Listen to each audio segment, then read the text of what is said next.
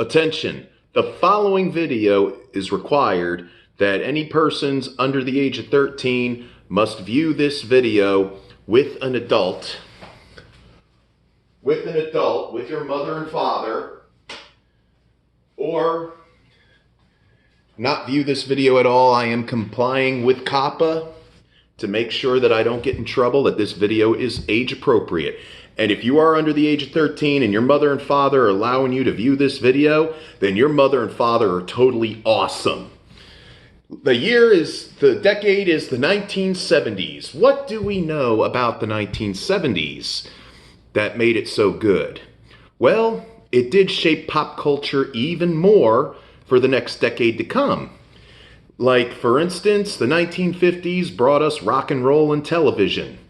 The 1960s brought us the Beatles and the Rolling Stones and such, and Aretha Franklin and such super talented people like that. And Clint Eastwood on the big screen. And Jack Nicholson as well. 1970s, we sadly saw the breakup of the Beatles. Jimi Hendrix, Janis Joplin, and Jim Morrison had all passed away. The Apollo mission started. Richard Nixon got in office. And Saturday Night Live helped catapult the careers of young performers to come, such as Chevy Chase, Dan Aykroyd, John Belushi, Bill Murray, and Gilda Radner. And sadly, unfortunately, we had to deal with disco. But the Atari 2600 came out. Odyssey was already pioneering the home video gaming console. And Starsky and Hutch was also on television. Lots of good things in the cinema. We had A Clockwork Orange. We had Chinatown. We had every Charles Bronson movie known to man. Bruce Lee had sadly passed away. Sitcoms started to actually have live studio audiences. And punk rock helped rock and roll, go up against disco. And there was also one particular year of that decade that I am going to review. How's it going, old schoolers? You are Kicking It Old School, and I'm your host, Dr. Old School.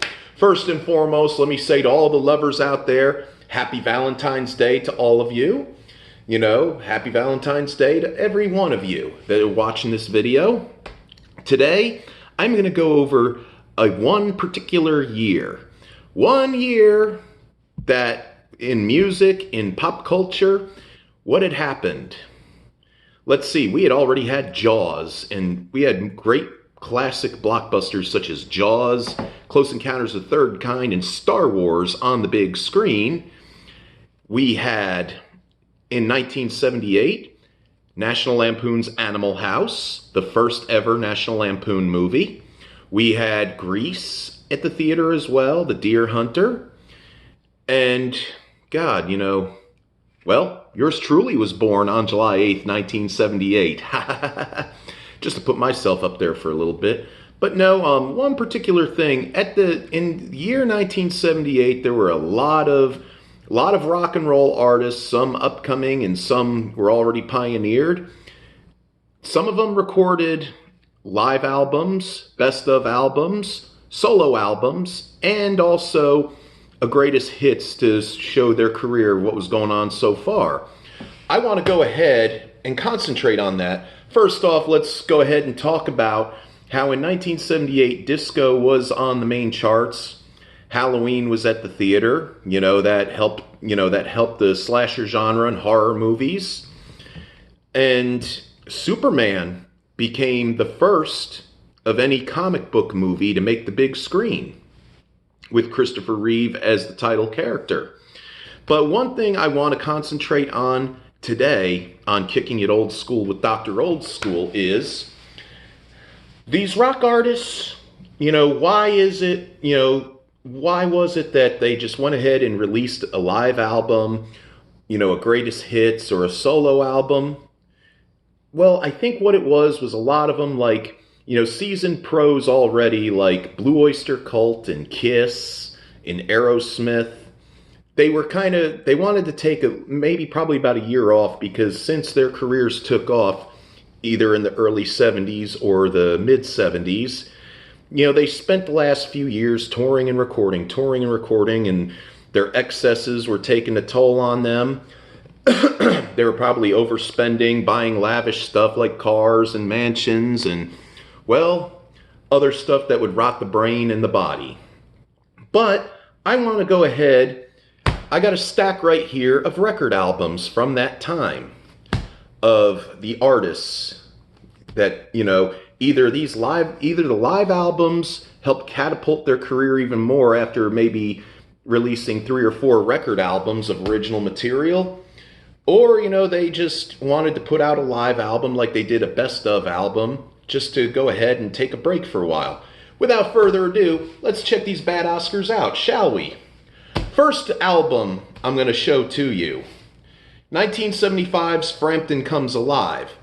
Now, Peter Frampton, he had already been in the band Humble Pie for a short time, and he thought that he could go ahead and take off and go solo.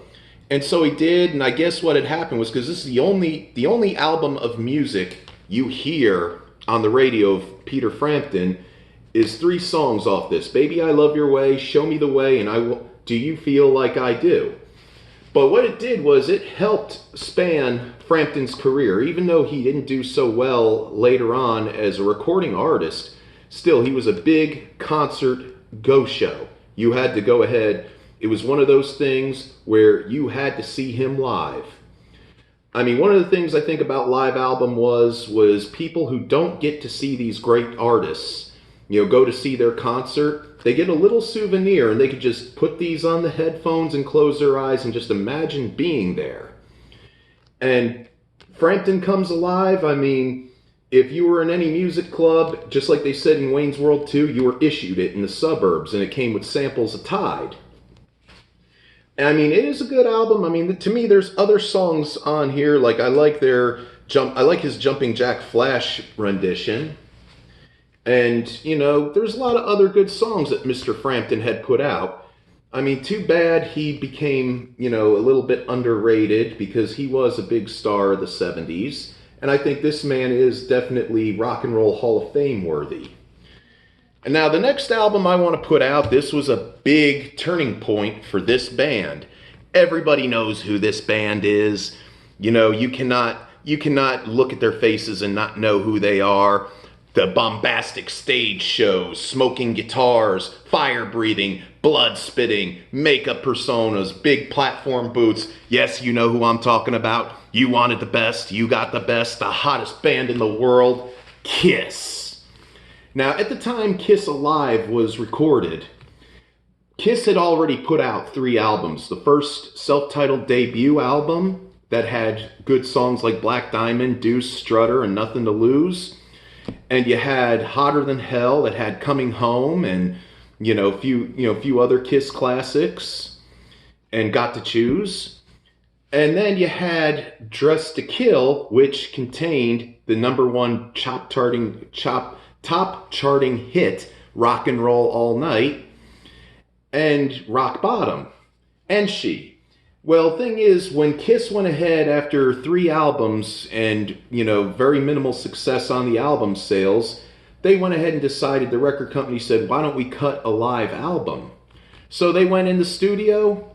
Well, not in the studio, but they went ahead, they got a mobile recording studio, and they recorded them live. And then what would happen was, a couple years later, they'd come out with Kiss Alive 2 after the release of Destroyer, Rock and Roll Over, and Love Gun. And they went ahead and did live versions of those songs. And that became another success, which also led where Kiss at the time, it was rumored that Kiss was breaking up at the time. So what happened was they had to do something right away. And, well, I don't have this on record, but I do have it on CD. They went and put out their first ever best of collection. Let me put this down right here, which was called Double Platinum. And what it was two records of 20 songs of Kiss's greatest hits, like Cold Gin, Detroit Rock City, and Strutter, and God of Thunder. And what they did was, they do it in this CD where they put the Platinum Record Award right here. The record itself came with a Platinum Record Award that you could put your name in it. And then you could put it in a frame and hang it up in your wall. And to go ahead and try to make an attempt to make sure that people know Kiss isn't breaking up, that they were just taking a break, all four members, Gene Simmons, Paul Stanley, Ace Frehley, and Peter Criss, went separately and each recorded a solo record. Now, I got only one of the solo records here, but what happened was, Gene and Paul decided to make their songs about, their excesses and their women and all that other stuff. And I remember I heard a bit of Peter Criss's record, which he mainly did doo-wop stuff. But Ace Frehley, out of all four members of the group, Ace Frehley had the #1 selling solo record. And it was this record right here where Ace had contemplated on leaving Kiss and doing a solo career.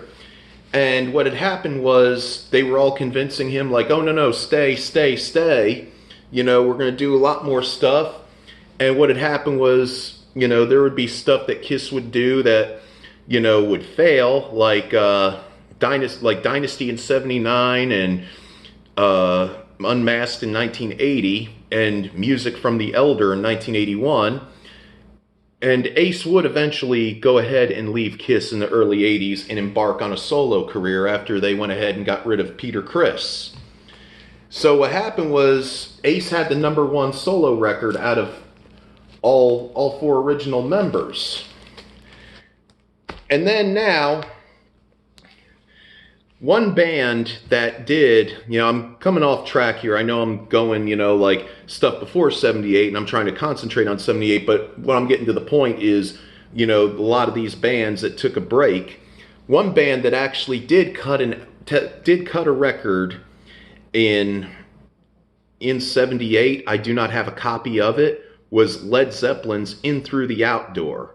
Now, I also wanted to concentrate on this video, talking about the solo albums that these great artists put out back then, because back in the 1970s, solo albums were all the rage thanks to Frampton Comes Alive and Kiss Alive, because that, brought more attention to their music.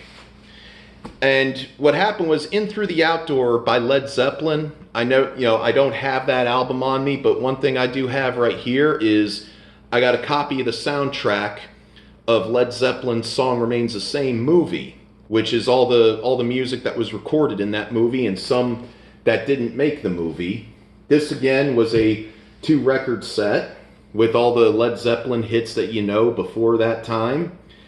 And there was a lot of things going on in 78 with Led Zeppelin, like Robert Plant, I believe, lost his son to some illness, some lung illness, I don't remember what it was, and their career was kind of taking a hiatus. Well, disco was ruling the charts. And, in rock and roll, there were, like I said, there were still some bands. Another band I will tell you about that made its debut in 1978. They scored a record deal. They a prominent band from Los Angeles, young up-and-coming band that Gene Simmons discovered at a club back in 1977 when he was in LA when Kiss was touring for Love Gun. Look no further than Van Halen. Now Van Halen, they were making the club scene. They were becoming a big thing with the clubs and kegger parties all over Southern California. And what had happened was, they were looking for a deal, and Gene Simmons just happened to discover them in a club. And he saw them performing. He brought them out to New York to record some demos. Nothing came of it, but a big wig at Warner Brothers saw Van Halen, heard those demos, and he signed the band to Warner Brothers Records. Thus, their first debut, self-titled debut album was released in February of 1978, which contained all the hits like Runnin' with the Devil, Ice Cream Man, You Really Got Me, their cover of You Really Got Me, and Atomic Punk. I mean, probably the greatest hard rock record to come out in a while. Another artist who also I think took a break in 1978 was Bob Seger in the Silver Bullet Band. Now this album right here, The Live Bullet, you know, he went ahead and he was recording music since 1971-72, but I think around the time in 78, Seger decided he was going to take a break because he was trying to overcome all the stress that he went through, and you know, he just wanted to relax for a while and let disco fat out like the rest of them. But that didn't stop a lot of artists. But another band who went through it all of triumph and tragedy. Their debut album was released just 1 year before their infamous plane crash out in the South, where half their band was killed, including lead singer. Folks, Lynyrd Skynyrd. This double record live set contains all the Skynyrd hits like Working for MCA, I Ain't the One, Searchin', Tuesday's Gone, Saturday Night Special, Travelin' Man, among others, including a real long rendition of Freebird. This album that was released before the Street Survivors album would come out and before they would have their plane crash, this shows an embodiment of Lynyrd Skynyrd's career at the time. They were one of the biggest bands in the world until that tragedy in 77, where we also lost, at that same time, we lost Elvis Presley. But this is a good live set to go ahead and pick up if you get a chance. Really good live album. And another artist I have here who made a career of himself. All he needed was his guitar. I don't think he even needed a backup band. He could have sang and played. I should know, I saw him 2 years ago perform in Bonita Springs, Florida with my dad. And he still has it at 70, I guess, wow, he's got to be at least 71, 72 years old by now. And he still runs around crazy like a teenager. This live treasure right here, he had already released 3 albums. And as a matter of fact, I believe I forgot one record. Hold on a sec. I'll be right back.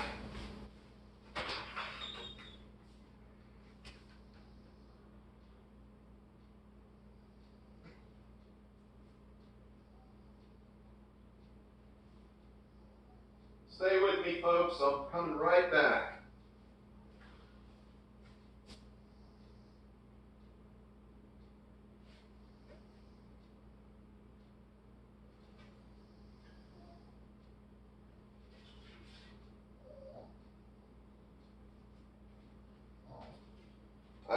I found another treasured album right here. I always love going down to flea markets and such. You know, I know they remaster all these old albums and stuff on like 120 gram vinyl or whatever they want to say, but I prefer the original. I especially love how some of the jackets on these things are worn, because it's like they tell a story, because they were once owned by somebody else. But here's another live treasure. Ted Nugent Double Live Gonzo. This had just come out at the time his Cat Scratch Fever album had released. And this is a 2-record set that has such a body of work, like Just What the Doctor Ordered, Wang Dang Sweet Poontang, Cat Scratch Fever, Stormtroopin', Hibernation, Motor City Madhouse, Stranglehold, all those great songs. And you gotta hand it to Ted. I mean, he never did a drug, or so he says. He maybe drank 1 beer in his life. He has got an outstanding career and a body of work on him. I mean, he hosts hunting shows.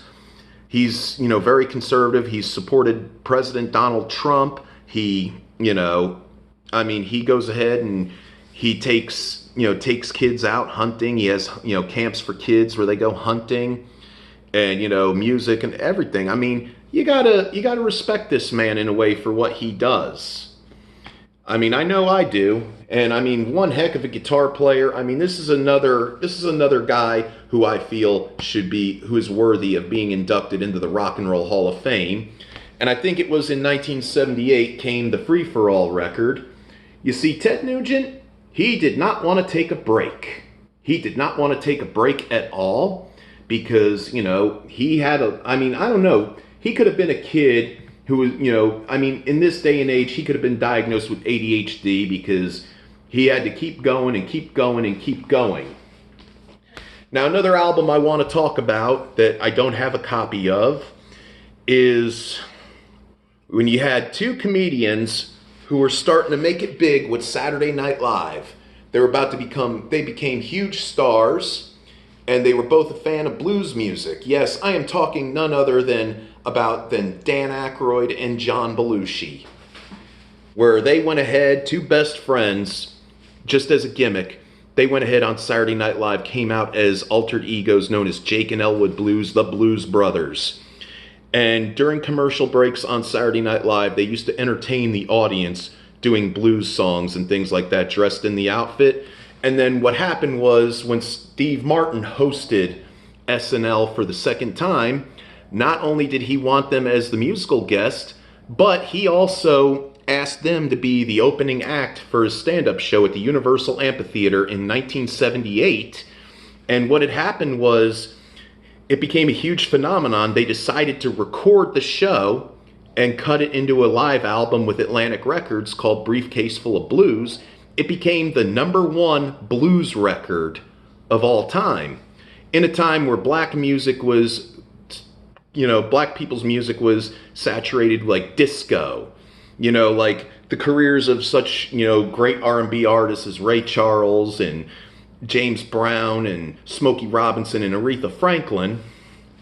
The Blues Brothers brought all that old good music back, in a time where disco was, if you wanted black music, look no further than disco, where people like Diana Ross went disco just to keep their careers going. I mean, even Cab Calloway did a disco version of Minnie the Moocher at that time. And also another band that came from Chicago, they just were inducted in the Rock and Roll Hall of Fame about a few years ago. They released 2 albums, and then they had a live album. It became a landmark for them where it catapulted their career. Cheap Trick at Budokan. Now, you go ahead, and that's the thing. That's what was awesome about live albums back in the 1970s was you could, like I said earlier, you could go ahead and you could stick the headphones on your head, lay back and close your eyes, and you would feel like you were at a Cheap Trick concert or a Kiss concert. I saw these guys in Centennial Park in Fort Myers, Florida over 20 years ago, and what a show it was. What a show it was indeed, and it helped, like others, catapult Cheap Trick's career. That's when they came out with Dream Police and more albums.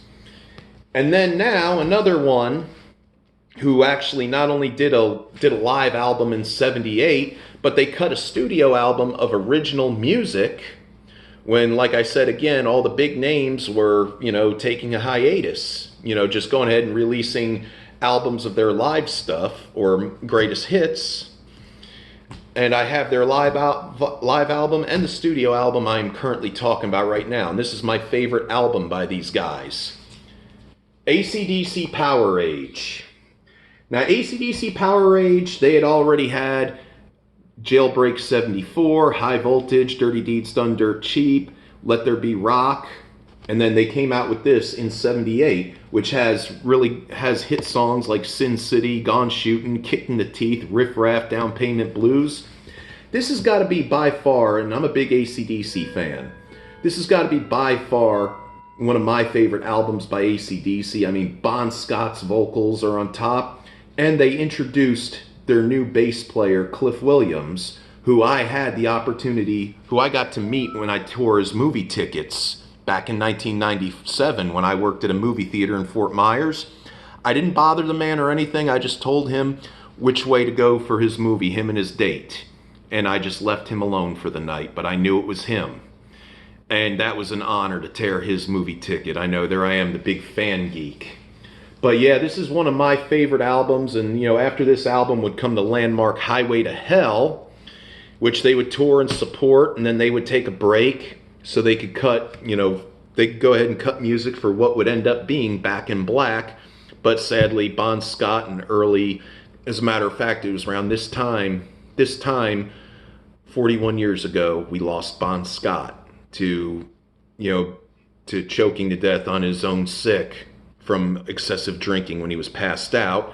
But I do have a live album of theirs. It's not the live album that we got from 1992, but this is a treasure you definitely want to pick up if you can find it, called If You Want Blood, You Got It. It's, AC/DC when they were touring with Power Age. Riff Raff is on here, a whole lot of Rosie, Sin City. Yeah, no, Sin City's not on here, I am sorry. But The Jack, Bad Boy Boogie. This is a really good 10-song set you've got to pick up.